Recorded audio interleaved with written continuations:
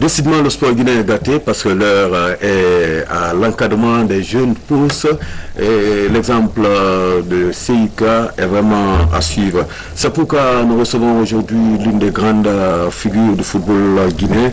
Et là, pour nous, Amadou Diaby, il est le président de l'Africa Foot Agency qui est à sa 5e édition du tournoi de détection. Monsieur Diaby, bonsoir. Bonsoir. Alors, nous nous recevons aujourd'hui sur ce plateau pour parler de votre tournoi de détection. Il est évident que les 4 premières étaient organisées à Conakry. Cette fois-ci, on a connu une innovation. La différence, c'est que toutes les régions de la Guinée ont pris part à ce tournoi. Qu'est-ce qui vous amène à cette innovation? Bon, ben, d'abord, merci de m'avoir donné l'opportunité de m'exprimer. Je voulais tout simplement d'abord remercier l'ensemble de l'équipe de RTG d'avoir soutenu la détection dénommée Bico Rouge. Ma motivation était due à... Vous savez, j'avais fait 2 ans sans organiser les tournois de détection. J'étais vu déjà que le pays avait connu beaucoup de problèmes politiques, élections, et ainsi de suite. Et on n'avait pas pu continuer à organiser parce que la dernière détection, ça date de mars 2011. Et entre-temps, j'avais reçu pas mal de courriers de plusieurs jeunes de l'intérieur du pays qui disaient toujours que pourquoi seulement Conakry. Alors ça me faisait mal au cœur parce que j'adore aider beaucoup plus les jeunes. Je me suis dit, mais cette fois-ci, il faut vraiment penser aux jeunes de l'intérieur du pays. Et c'est là où grâce à mon sponsor leader Supermatch, j'ai tapé la porte, je suis allé vers eux, ils ont accepté, ils m'ont accompagné.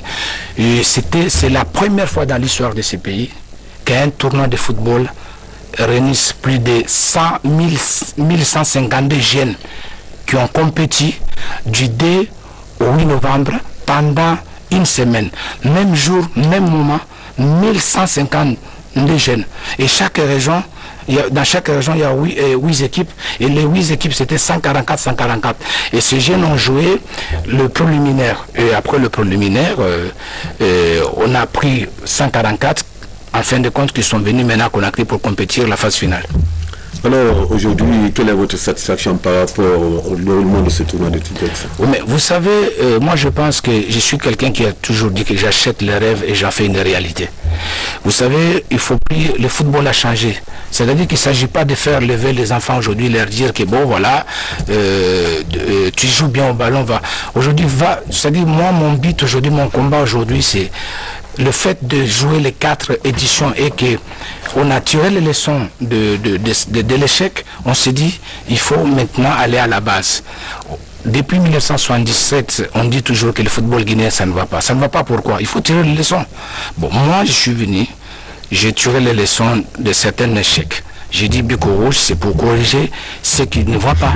Et ce qui ne va pas, c'est quoi? C'est pourquoi le Sénat prend le nom Bico Rouge. Oui, Bico Rouge, voilà. Je suis venu faire la synthèse de ce qui n'a pas marché. On est d'accord? Donc, je me dis quelque part, quand tu prends aujourd'hui les anciens footballeurs d'AFIA 77, ils sont là, ils ne travaillent pas, ils n'ont pas de boulot, ils sont des formateurs. Il faut leur donner la possibilité, le moyen pour qu'ils puissent au moins travailler. Donc, moi, j'étais très fier, très content aujourd'hui que la Fédération guinéenne de football, qui est dirigée par son président Salif Supervé, a mis à ma disposition la direction technique qui est gérée par Chérif Souleymane pour envoyer les techniciens à l'intérieur du pays pour réunir. C'est la première fois de réunir les jeunes de Guinée ensemble à Conakry au même moment. Ça ne s'est jamais passé. Donc je me dis quelque part, quand tu vois un jeune qui quitte Cancan ou Zédécoré, qui vient jouer dans un terrain synthétique, il te dit Diaby merci, je crois que c'est la joie là qui est plus importante aujourd'hui. Donc le but c'est vraiment de le prendre, de le mettre à l'école. Mais au moins s'ils ne réussissent pas comme on appelle le football, au moins ils auraient pu apprendre quelque chose parce que malheureusement pour moi je n'ai pas assez de moyens. Moi j'ai pas assez de moyens, c'est vrai que mais j'ai beaucoup d'idées, je suis quelqu'un qui ose, qui peut faire, parce que j'ai toujours contribué de ma manière. Quand j'ai pris le club Baraka, qui était de nulle part, je n'avais pas de moyens. Mais qu'est-ce que j'ai fait? J'ai pris la Coupe nationale. Je suis allé jouer la Coupe de la Confédération africaine où j'ai battu Guinée-Bissau. et j'ai éliminé Guinée-Bissau. On allait jouer au Maroc. Les Maroc, on a fait 0-0 ici et on nous a éliminé par le Maroc 1-0. Cela veut dire que si j'avais les moyens, j'avais la possibilité, j'aurais pu aller loin. Et à chacun sa politique, sa façon. Et je crois que j'ai fait ma partition.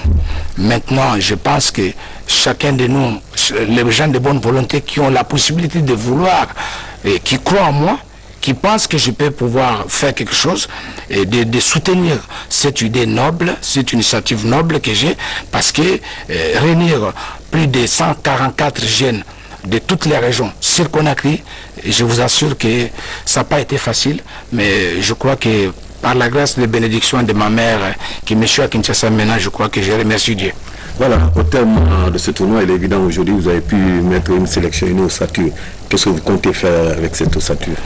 Cette ossature, nous allons prendre 22 jeunes, et ces 22 jeunes, nous allons essayer de les mettre à l'école. Je suis en négociation avec, pour l'instant, je n'ai pas encore les moyens de construire le centre, parce qu'il faut se dire la vérité, mais je vais louer en attendant un coin, une villa qui me permet de le mettre là-bas et les encadrer. Je suis en pourparlers, en négociation aussi avec certains clubs européens qui vont vraiment m'accompagner avec le temps, et je vais aller comme un caméléon petit à petit. Je pense que je vais arriver parce que ces jeunes vont aller à l'école, parce que je vous assure que ce que j'ai vu au stade et ce qu'on va retenir comme jeunes, je crois que ça sera le style national de demain. Vous avez dit la fois dernière, je vous ai su à la radio, que le talent seul ne suffit pas, il faut un peu de céphalée, c'est-à-dire l'intelligence. Il faudrait avoir maîtrisé la langue de Molière pour pouvoir être inséré dans cette formation. Alors, est-ce que c'est exact ce que... Mais oui, mais vous savez aujourd'hui, quand vous prenez l'exemple, quand vous regardez le championnat français, vous voyez par exemple que les anciens jeunes, les anciens joueurs du Sénégal, le Mali, ils sont devenus aujourd'hui des consultants de matchs. Il n'y a pas de Guinéens. Qu'est-ce qui fait qu'il n'y a pas de Guinéens? Donc c'est que parce que aujourd'hui on n'a pas de centre d'école, on n'a pas l'école de centre de formation. Et je salue d'ailleurs l'idée le projet de Général Mathurin qui est en train de faire un bon travail. Comme ça, c'est des initiatives à saluer. Moi je pense que c'est par là que nous pourrons vraiment avoir, si nous voulons vraiment que le style national de demain, que ça devienne, qu'on devienne encore au niveau international, c'est par la base. Il faut former les jeunes. Il faut les amener à l'école. Ils ne peuvent pas tous se réussir au football. Au moins, ils vont apprendre à être tout soit. Il y a des hôtels ici aujourd'hui, par exemple, qui est en train de se construire. Il faut que les jeunes rentrent à l'école. C'est très, très, très important. C'est vrai que le football aujourd'hui, tout le monde rêve d'aller en Europe, mais ils ne peuvent pas tous aller en Europe. Mais moi, je crois que le Bic Rouge est venu pour corriger les erreurs faites dans le passé. Et c'est pourquoi je crois que ça a réussi. L'épreuve, déjà, il y a le centre de formation qui commence. Cela veut dire que le Bic Rouge a bien marché. La prochaine édition, vous avez dit que ça sera à l'intérieur du pays, précisément à la baie. Alors, est-ce que cette autre édition va connaître une autre innovation? Alors, si ça n'est, dites-moi. Oui, il y aura toujours Bic Rouge l'année prochaine, mais attention, cette fois-ci, c'est le feutre. Parce que vous savez, il faut maintenant mettre le feutre pour combattre les mauvaises idées que nous avons l'habitude de faire. Je voulais tout simplement aussi non seulement remercier beaucoup souvent toutes les autorités de l'intérieur du pays qui ont bien voulu. Quand vous regardez là, c'est beau ça c'est la Guinée, c'est toute la Guinée qui était à Conakry. Toute la Guinée. Et qu'est-ce qu'on a essayé? On a essayé de faire venir toutes les ballets traditionnels de notre pays. Et le Kanka était là, l'abbé, Kindia, tout le monde était là. Donc quand vous regardez ce genre de choses, il y a de quoi à soutenir ces projets nobles comme ça, et je pense que c'est extraordinaire pour l'avenir du football guinéen. Est-ce que vous avez un message à l'intention des joueurs qui sont réunis, des techniciens, pour qu'à l'avenir ce tournoi puisse connaître davantage un succès de plus en plus grandissant? Je voulais tout simplement remercier d'abord le secrétaire général de la Ligue de gouvernorat et puis les autorités régionales qui ont bien voulu soutenir cette détection depuis le début.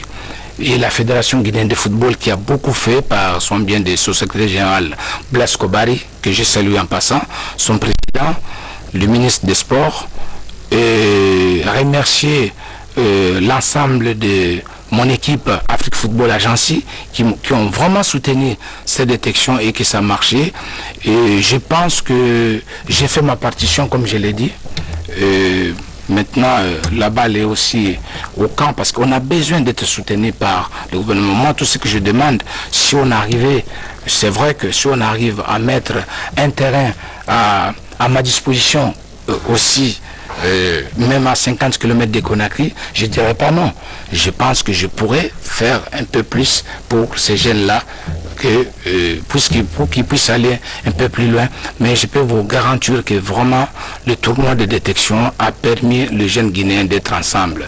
Parce que ceux qui ne se connaissaient pas, ceux qui des Kamsa, des Zérékoré, des Bokeh, ils se sont rencontrés, ils ont fait connaissance, ils ont échangé l'adresse de Facebook. Et vraiment, c'est extraordinaire ce qui s'est passé au stade du 28 septembre. Un mot à l'intention de la ville de l'Abbé qui doit abriter la prochaine édition.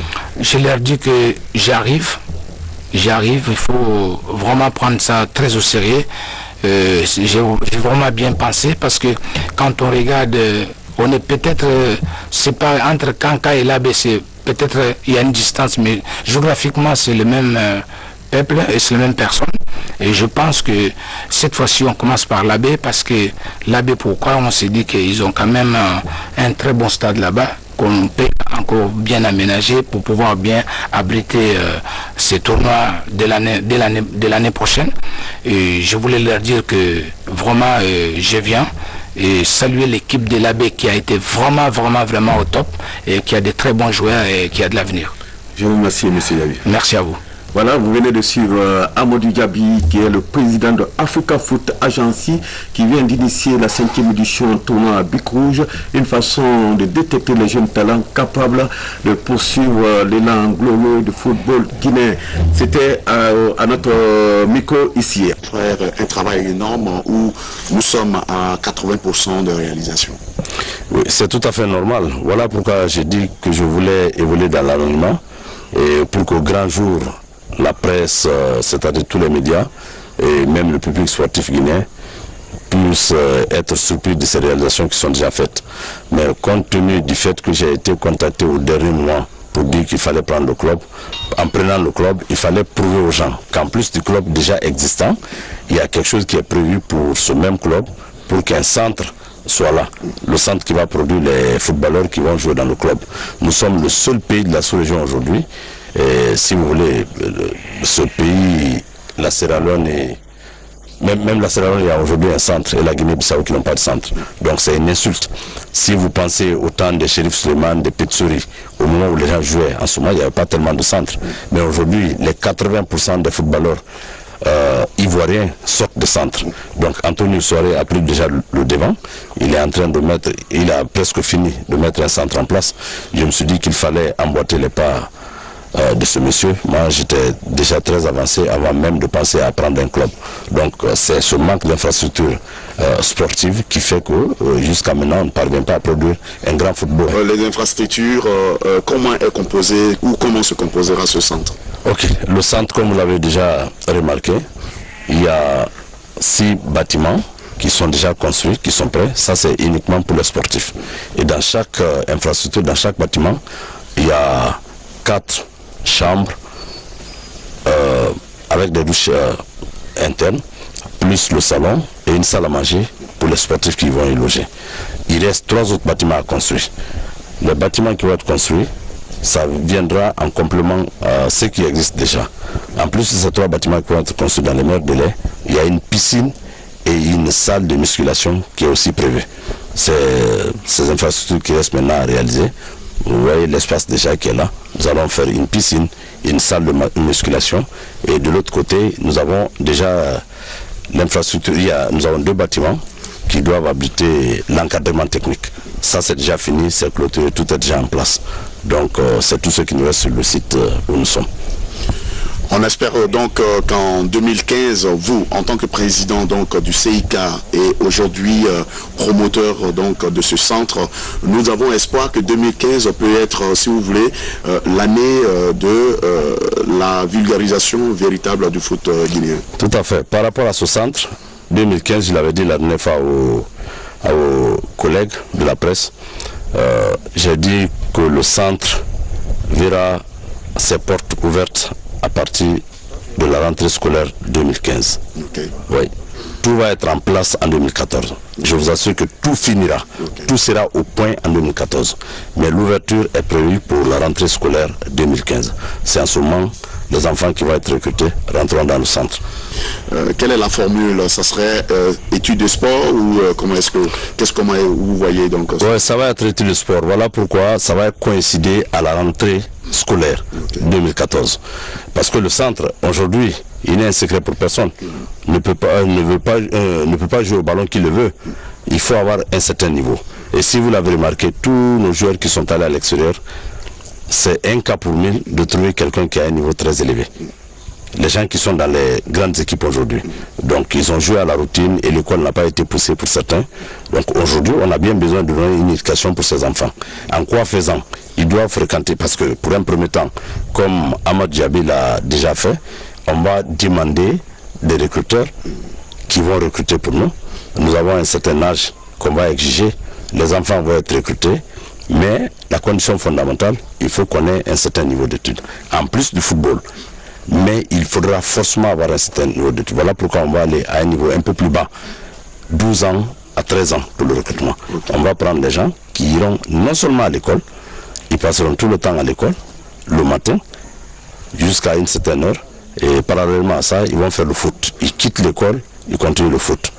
Donc c'est comme ça va être fait. C'est pour permettre aux enfants d'avoir un certain niveau. À défaut de persévérer dans le football, ils auront quand même un niveau d'études qui les permettra d'aller trouver de l'emploi quelque part s'ils n'ont pas la possibilité de continuer dans le foot. Voilà, nous sommes très heureux d'être avec vous sur ce site, ce beau site que nous espérons être à la primeur de l'ouverture. Ouais. Est-ce que vous avez un dernier message? Le dernier message, c'est de demander à tous ceux qui ont les moyens et à toutes celles qui ont aussi les moyens d'accepter d'emboîter les pas des autres, parce que c'est une honte pour la Guinée. Dans les années 70, la Guinée avait la meilleure équipe, non seulement nationale en Afrique, mais avait le meilleur club, le AFIA. Tous les joueurs guinéens se sont reconnus dans le AFIA. Tous les grands joueurs guinéens. Donc on a besoin d'avoir des investissements. En ce moment, il n'y avait pas de centre de formation en Afrique. Mais aujourd'hui, il y a des centres partout dans le monde. Je demande les uns et les autres d'accepter, pour ceux-là qui ont les moyens, d'accepter d'ouvrir des centres pour qu'on puisse donner non seulement la formation sportive aux enfants, mais aussi une éducation pour les permettre de faire face à leur famille demain matin ou à eux-mêmes. L'espoir est donc permis que Kamsa devient une zone sportive. Ça a été déjà une ville très sportive qui a formé les Pascal Fendouno, qui a vu naître autant de talents en République de Guinée. Nous osons donc penser que Kamsa reprend son flambeau d'antan pour être à l'avant-garde donc de la promotion du foot. Bien sûr. Bon, quand vous parlez du sport en général, il n'y a pas une seule ville, même à Conakry, où le sport est plus pratiqué que Kamsa. Venez entre 15h et 16h à Matarmbo. C'est toutes les disciplines. Tout le monde est là. Tous les enfants, tout le monde pratique le sport à Kamsar. Mais le cas du football, ça va être une première. Il faudrait bien que Kamsar ait son centre et que les meilleurs joueurs qui vont jouer dans le futur pour l'équipe nationale guinéenne sortent du centre qui va être formé ici. Parce que quand Antonio Souaré va finir son centre, je l'ai demandé à Bouba Sampil, ceux qui ont les moyens, qu'il accepte quand même d'emboîter les pas d'Antonio Souaré pour qu'on puisse avoir 4 à 5 centres. Ça permettra quand même à notre équipe nationale d'être fournie à partir de ce centre. Et si les enfants sortent du centre, il n'y a pas à se leurrer. Il y aura une possibilité pour nous d'avoir des joueurs de qualité comme les Drogba, comme les Eto'o, parce que c'est des gens qui sortent tous des centres. Donc voilà ce que je peux dire par rapport à ça. Merci beaucoup. À moi de vous remercier. Voilà, c'était le général Mathieu Mbangwa, président du club industriel de Kamsa, qui vient d'être élu fraîchement à la tête de cette formation. Dès après son élection, le président Mathieu Mbangwa a mis les bouchées doubles en procédant à la signature de 2 contrats de quelques techniciens européens. Ils ont pour nom José Carlos Pinto Alfonso, un entraîneur portugais, et le deuxième entraîneur, celui des gardiens, appelons Augusto Patricino. Nous vous invitons à suivre la cérémonie de signature avec notre reporter allemand Mlaï Souma. La meilleure forme de travail, c'est le terrain du match. Le président il a dit que nous sommes ici étrangers. Non. Nous venir ici et toutes les personnes ici nous font une bonne réception. Merci. Après, nous irons parler beaucoup comme nous gagnons le match. Moi, venir ici pour que mon ami Mamadou Jaron me donne qu'il y a un groupe ici comme un président. Beaucoup ambitieux. Il répond à vous mais venir ici pour non importe le déclou, importe l'ambition de personne qui est président. La cérémonie qui nous réunit ici cet après-midi a une double signification. Double signification dans la mesure où moi-même, fils de cette sous-préfecture, qui a eu à jouer sur ce terrain, mais qui a appartenu aussi, j'étais étudiant. Double signification dans la mesure où, avec la présence de ces Portugais que vous voyez devant vous, nous avons tenu à ce que nous ayons des entraîneurs expatriés pour nous permettre d'aller au sommet de notre football. Il n'est pas dit que notre club n'est pas allé au sommet de notre football, parce que s'il n'était pas allé au sommet du football, on n'allait pas pouvoir jouer la finale de la Coupe nationale. Mais, voyant que ce club doit jouer les compétitions africaines, et compte tenu du fait que le football guinéen est en voie d'être professionnalisé, nous nous sommes dit qu'il était opportun d'aller chercher aussi, malgré les maigres moyens que possède ce club, d'aller voir de l'autre côté d'autres techniques qui peuvent nous apporter un plus au sein de ce club. Alors que nous sommes réunis ici cet après-midi, c'est effectivement signer ce contrat. On a tout fait pour que le président puisse nous dire quand même le milieu dans l'angle de bois. Voilà.